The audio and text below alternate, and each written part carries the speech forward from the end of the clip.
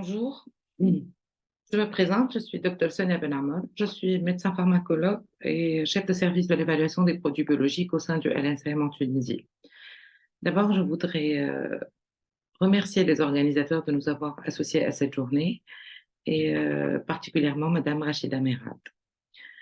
Au cours de ces 15 minutes, je voudrais vous présenter les procédures d'enregistrement des biosimilaires en Tunisie et vous donner une idée sur l'état des lieux.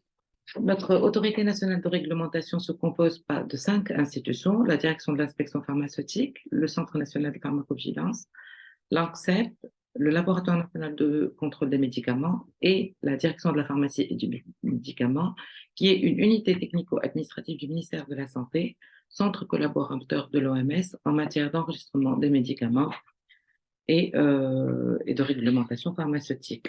Concernant la procédure d'enregistrement d'un médicament en général, la DPM reçoit le dossier du médicament sous un format CTD.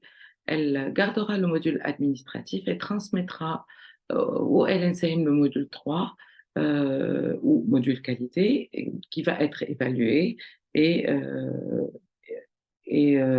on fera bien sûr le contrôle analytique des médicaments. Le module 4 et 5 sera transmis aux experts cliniciens qui seront discutés lors de commissions spécialisées qui émettront donc un rapport positif selon les cas ou négatif. Les rapports du LNCM et des experts cliniciens seront transmis au comité technique des spécialités pharmaceutiques qui décidera de l'approbation ou l'octroi de l'AMM ou du rejet. Bien sûr, tout cela sous l'égide du ministère de la Santé publique.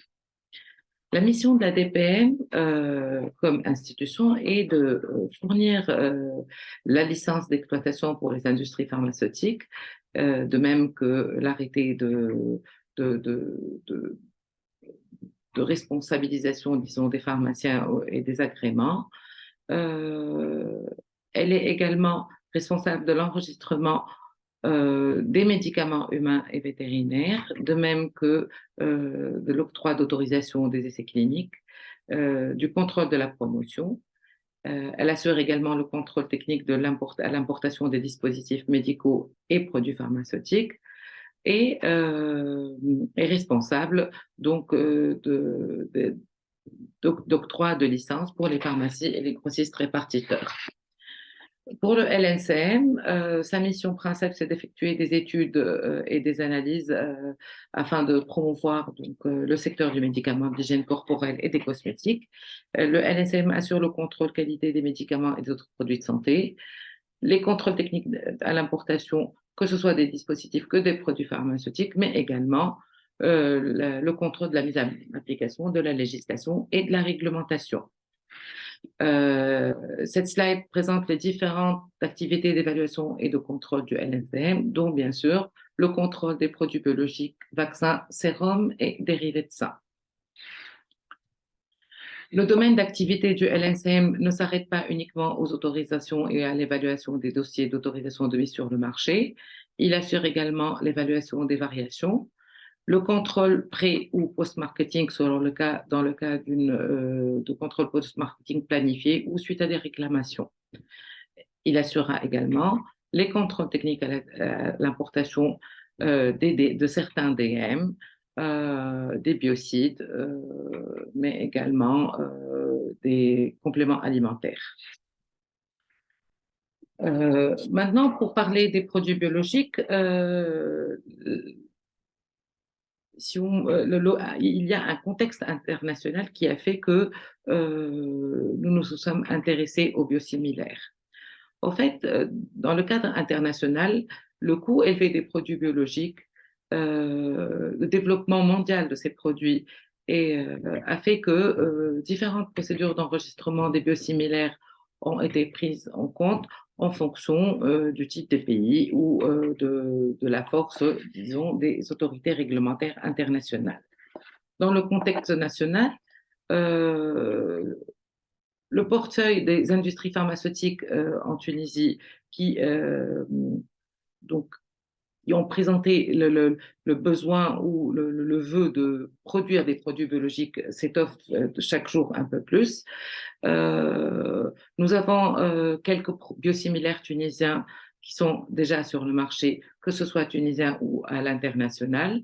Et on a une particularité pour les biosimilaires locaux, c'est cette notion de transfert de technologie qui est de plus en plus pratiquée par les industriels.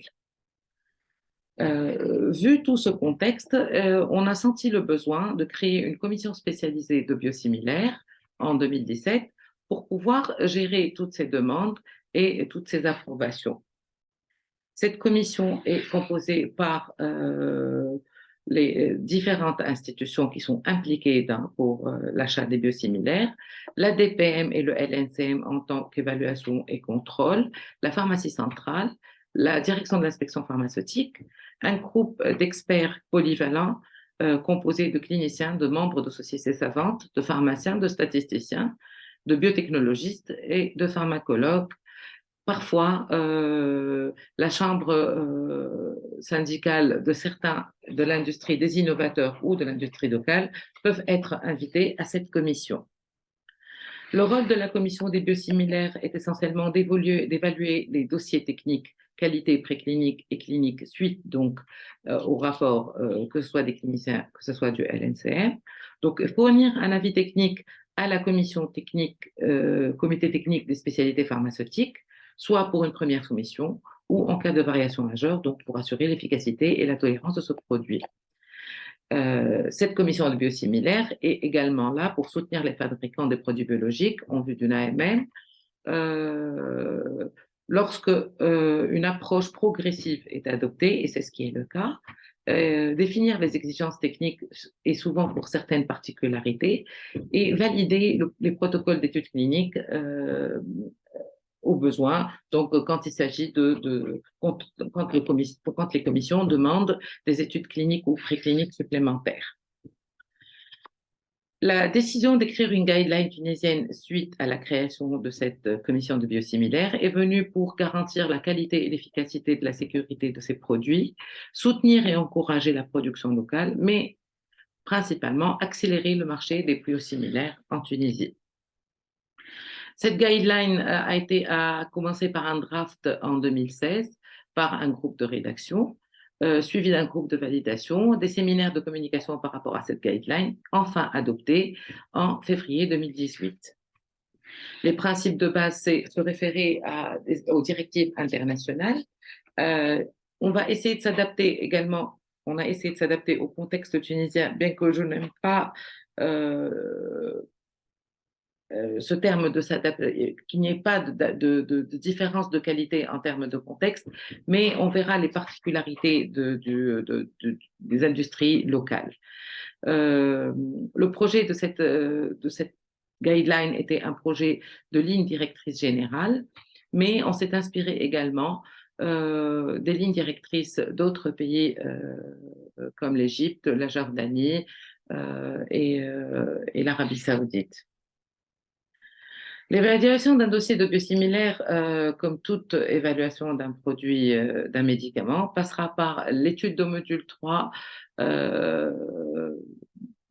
donc en termes de substances actives et de produits finis, mais également, comme l'a dit Madame Hejodahmeni, par l'exercice de comparabilité qui est indispensable dans un dossier de biosimilaire. Le contrôle se fera sur des échantillons de produits finis, mais on demandera également aux industriels de nous fournir les standards de référence avec lesquels il a travaillé. Les dossiers des produits biologiques sont évalués par 2 évaluateurs, ce qui n'est pas le cas pour les produits chimiques, et les dossiers en général des produits de référence sont systématiquement consultés. Le challenge posé par la production de produits biologiques en Tunisie est essentiellement cette notion de transfert de technologie qui est particulière pour les industries locales. Vous savez que les guidelines internationales exigent un nombre de lots très important et ce qui existe sur les guidelines, c'est un minimum de 10 lots pour pouvoir faire des transferts tech. Les industries locales ne peuvent pas se permettre d'avoir autant un nombre important de lots commerciaux. Donc, c'est le contexte national dont je vous parlais tout à l'heure. Donc, on essaie de s'adapter et d'accepter un nombre moins important de lots. Faut-il exiger des études précliniques pour ce genre de produit? Est-ce que les études cliniques du partenaire peuvent être considérées? Ça a été le cas pour certains biosimilaires qui ont été enregistrés, a fortiori quand le produit local euh, n'est pas une production biologique de A à Z, mais on se contente pour le moment d'un fill and finish. De même que l'extrapolation des indications pour certains anticorps monoclonaux, le problème de l'interchangeabilité et de la substitution et de mise, bien sûr, au niveau des biosimilaires tunisiens, à part que pour ce genre de produit, l'achat se fait par appel d'offres.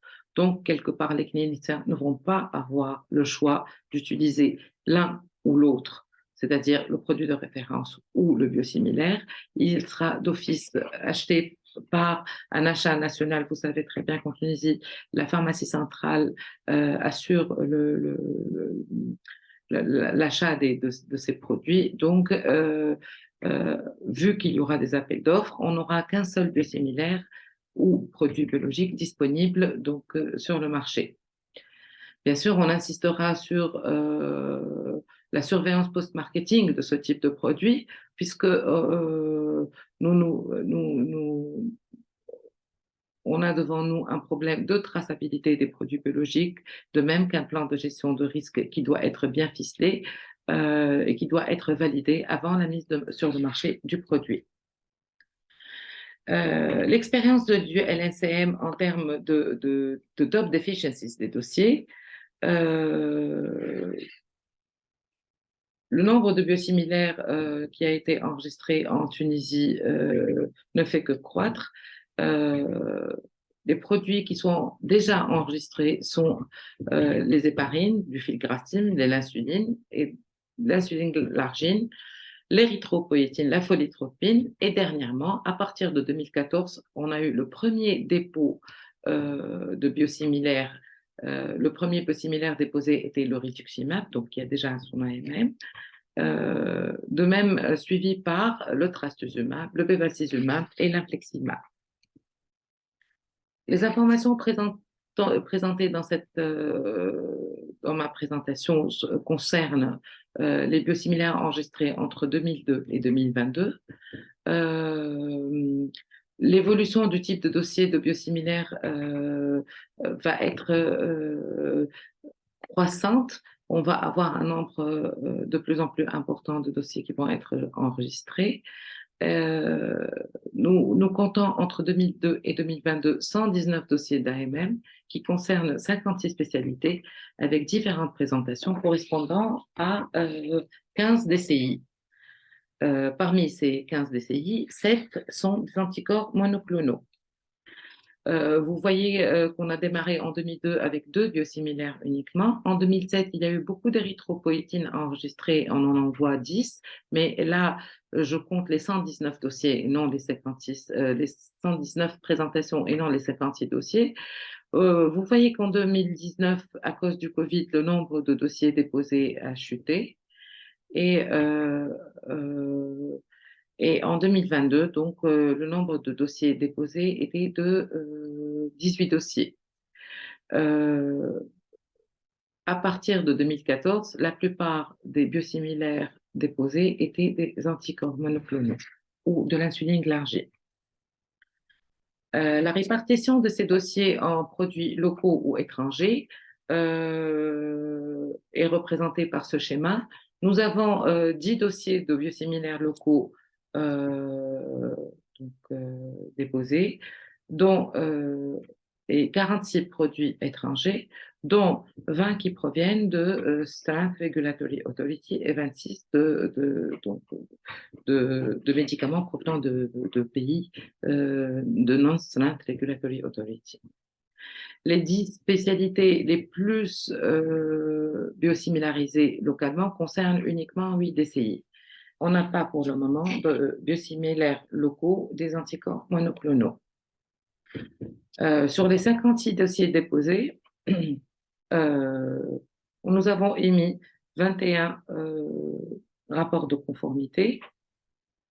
16 courriers ont été émis et nous avons encore 19 dossiers en instance. Les dossiers de biosimilaires sont répartis en termes des DCI, comme vous le voyez, en 15 DCI. La molécule qui a été le plus biosimilarisée étant le filgrastim et le trastuzumab.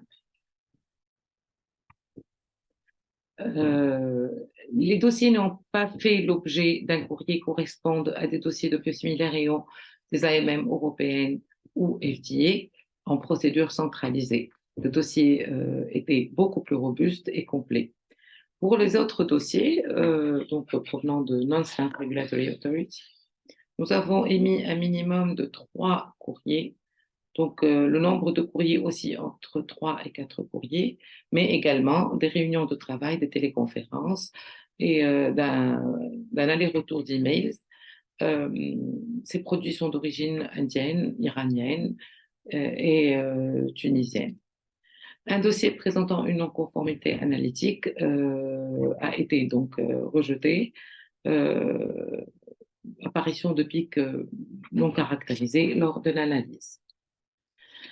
Ces courriers, les courriers émis ont concerné 22, en moyenne, 22 insuffisances par courrier.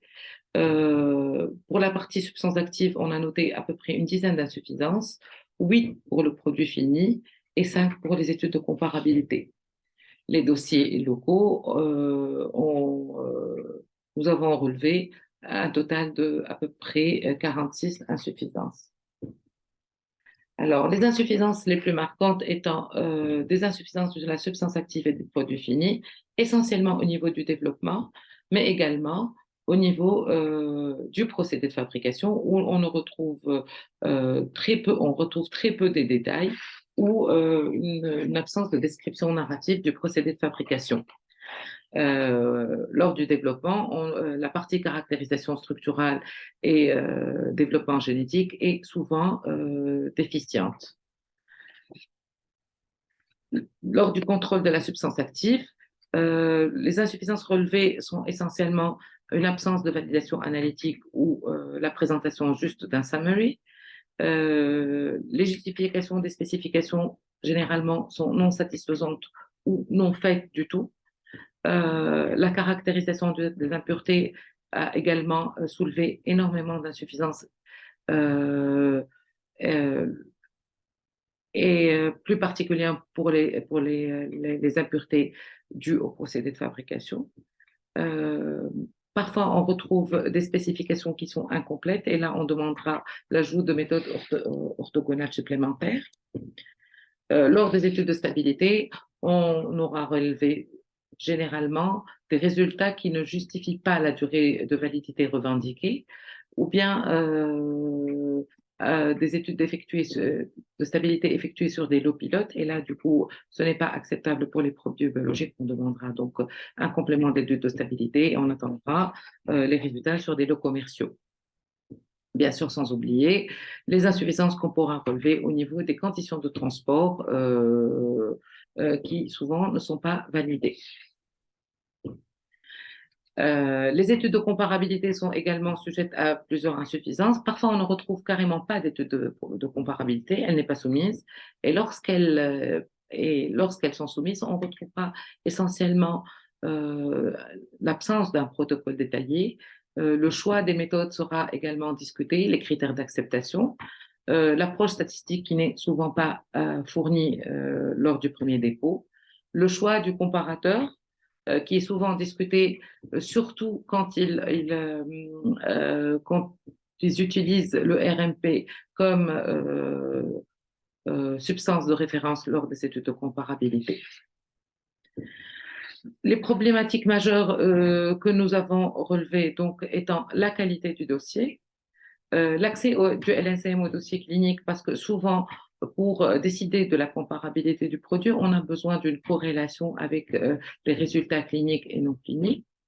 Euh, la mise en place de la totalité des tests biologiques, et là, je peux dire que sur le plan pharmaco-économique, est-ce que c'est intéressant de mettre en place des tests très coûteux et cela dépendra de l'évolution du nombre de dossiers soumis de biosimilaires.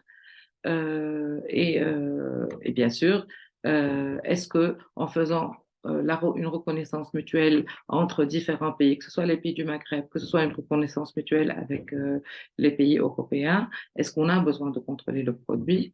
Ces questions restent toujours posées et